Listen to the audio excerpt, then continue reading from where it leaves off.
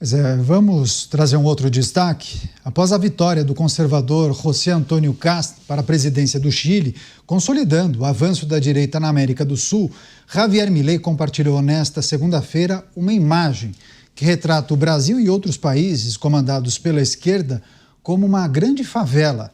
A publicação estabelece um contraste visual de progresso e dificuldade, com a afirmação de que o povo sul-americano grita por liberdade e defende o fim do socialismo empobrecedor.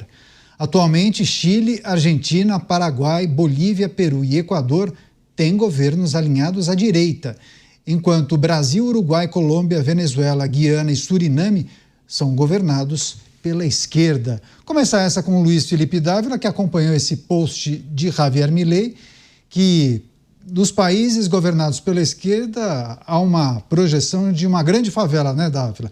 E no resto, nos países governados pela direita, países desenvolvidos com prédios futuristas, espelhados, fábricas, ruas arborizadas. O que achou desse post? Acho que Milei aprendeu um pouco de geografia com o Márcio Pockmann, do IBGE, que criou aquele mapa estranho do Brasil sendo o epicentro do mundo. Mas, no fundo, é o seguinte: não tem nada a ver o que está acontecendo hoje no Chile ou na Argentina com Bolívia, com outros lugares. Não tem nada a ver. Então, assim, é uma história para criar um post, uma sensação, mas não tem nada a ver com a realidade, né? Então, não é em todo lugar que a direita está, que a direita tem essa visão futurista. Aliás, isso tem relação ao Chile. O Chile tinha uma renda per capita igual a do Brasil nos anos 80, hoje é 50% maior que a renda per capita brasileira, mostrando que o Chile fez a lição de casa. Abriu a economia, tornou-se um país competitivo, aprovou as reformas liberais que nós precisamos aprovar no Brasil, e a Argentina está no mesmo caminho. Agora, não dá para comparar isso com outros países, né? Então não dá para comparar isso com o Equador, com Bolívia, com outros lugares. Então, assim, é uma história para criar essa sensação, como criou, tanto que está aqui na notícia, nos pingos, nos is.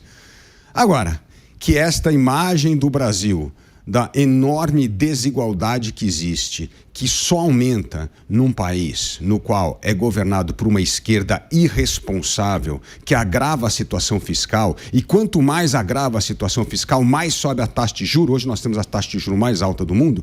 Isto só aumenta a diferença social. Por quê? Porque aqueles que têm dinheiro vivem da renda do Estado e aqueles que não têm estão inadimplentes, como mostram mais de 80 milhões de brasileiros inadimplentes. É esta a realidade. A política fiscal irresponsável da esquerda é a coisa que mais contribui para o aumento da tal da desigualdade social que a esquerda diz combater com esse monte de programa para tentar ajudar os pobres. Não, o que prejudica os pobres, o que aumenta a miséria é essa irresponsabilidade fiscal, é esse Estado ineficiente, incapaz de zelar pela segurança pública, pela saúde, pela educação. Por quê? Porque o Estado incapaz de prestar esse serviço aumenta a desigualdade, porque aqueles que mais necessitam desse serviço público, Caniato, não têm acesso, e só aqueles da iniciativa privada que têm mais dinheiro que conseguem contratar serviço privado. E isto tem a ver com a qualidade do serviço em áreas fundamentais como segurança, educação e saúde, como também na rentabilidade, que é a história dos rentistas do Estado. Ou seja, a esquerda é a maior culpada para o aumento da desigualdade social. Você, Kriegner, o que achou da ilustração? Tem um fundinho de verdade?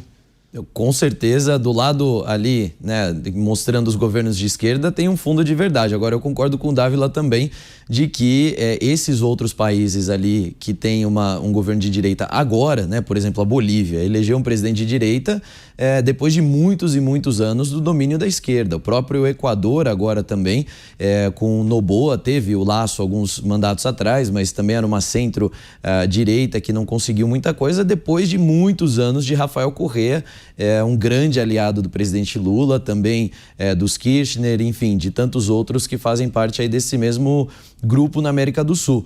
Agora, uma coisa que me incomoda sempre, Caniato, é que quando tem uma crítica ao Brasil, uma crítica negativa ao Brasil, E aí acho que faz parte do nosso coração brasileiro de reagir e querer mostrar que as coisas não são bem assim. Mas infelizmente as coisas são exatamente assim.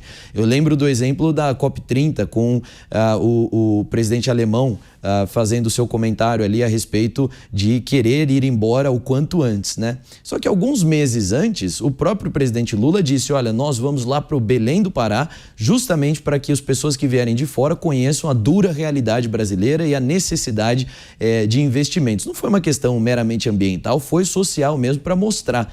Esse efeito foi cumprido. Agora conseguimos vender para o mundo a realidade de dificuldade social que o Brasil passa. Agora que o mundo reconhece isso, a gente não pode se ofender. É uma preocupação do novo governo no Chile, é uma preocupação do governo argentino também, um termo que tem se utilizado em espanhol, que traduzindo é a favelização das grandes cidades. Ou seja, como é que o Brasil permitiu que terrenos desocupados e situação de vulnerabilidade econômica também constituíssem as favelas, as comunidades, como a gente se refere hoje, e como que chegou no ponto que chegou para que isso seja ali uma série de realidades complicadas que deixam as pessoas também expostas a outras vulnerabilidades. Esse efeito, esse fenômeno está sendo estudado. A equipe de transição do governo do Kast tem usado esse termo, também isso tem se falado na Argentina, na questão de como podemos evitar que Santiago, Buenos Aires e outras cidades também da América Latina sigam por esse mesmo rumo. Essa é a imagem que nós estamos exportando e não sem propósito. Você vai no Rio de Janeiro, é possível encontrar inúmeros turistas internacionais visitando comunidades, como se fosse o lugar mais legal que as pessoas escolheram viver por ali, e não é. A gente precisa desromantizar a complicação que existe na vida dentro das comunidades no Brasil e encarar a verdade como ela é. Mota, queremos te ouvir também. Eu acho interessante essa polêmica, Caniato. E eu reparei que um dos veículos de mídia que deu bastante destaque a essa notícia do Milei, esse veículo continua usando a expressão ultradireitista para se referir ao presidente eleito do Chile, José Antônio Kast. Para boa parte da mídia, os sistemas políticos de hoje se dividem entre esquerda, que é uma coisa fofa, todo mundo sabe, e a extrema ultradireita, né, agora representada pelo José Antônio Kast. É uma análise política com a profundidade de uma piscina para crianças e sem muita água. Em breve eu vou publicar, vou aproveitar, fazer meu merchan aqui, vou publicar o meu próximo livro, cujo título é Marx não era marxista. E nesse livro eu vou explicar de forma clara as diferenças entre esquerda e direita, capitalismo e socialismo. Eu tenho certeza que ele vai ser muito útil em vários veículos de mídia. Agora, por hora, eu sugiro que a gente fique com essa diferença que foi apontada pelo então presidente americano Ronald Reagan. Os países capitalistas têm muros em volta deles para impedir a entrada de intrusos. Os países socialistas também têm muros em volta deles, mas é para impedir as pessoas de fugirem.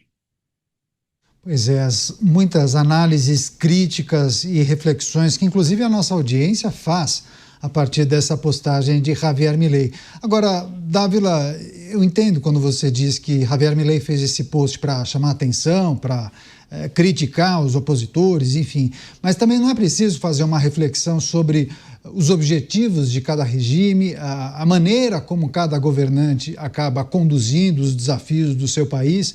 Dá para dizer que todo governante de esquerda acaba colocando o seu povo em uma situação de vulnerabilidade social e todo governante de direita acaba pensando no progresso?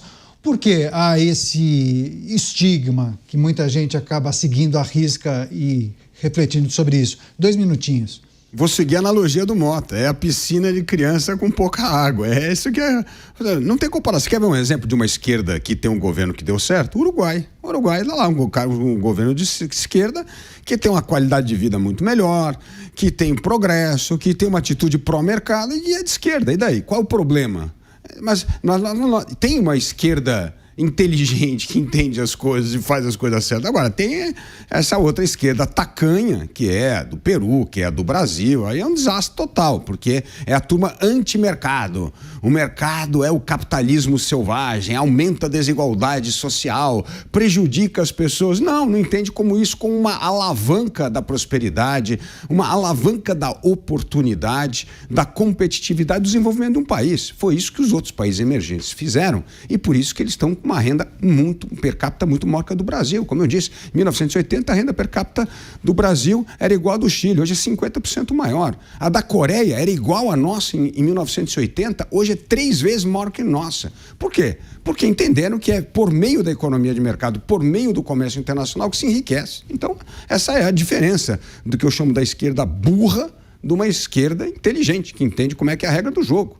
Então, esse é um ponto. E a direita é a mesma coisa. Não pensa que direita, todo lugar de direita é prosperidade. Não é nem um pouco. Aliás, acabamos aqui de mencionar 2 países. A Bolívia e o Equador, que tem governo de direita, e daí? Continua um país com péssimos índices de DH, de desigualdade. Então, não é verdade. Então, assim, essas coisas precisam entender o seguinte: o que faz a diferença é governos que acreditam na liberdade e na economia de mercado, que abram a sua economia para a competição internacional. É o exemplo do agronegócio brasileiro. Por que o agronegócio brasileiro é extraordinário? Porque nunca se furtou de competir no mercado internacional. Por isso que o agro é essa máquina do Brasil, da exportação brasileira. Então, tem a ver com atitude. E a pior coisa que existe em governo de esquerda é essa atitude anti-mercado, que infelizmente, Canhato, existe em parte de uma direita conservadora, que acredita em nacionalismo econômico, em protecionismo, em reserva de mercado e lei de informática.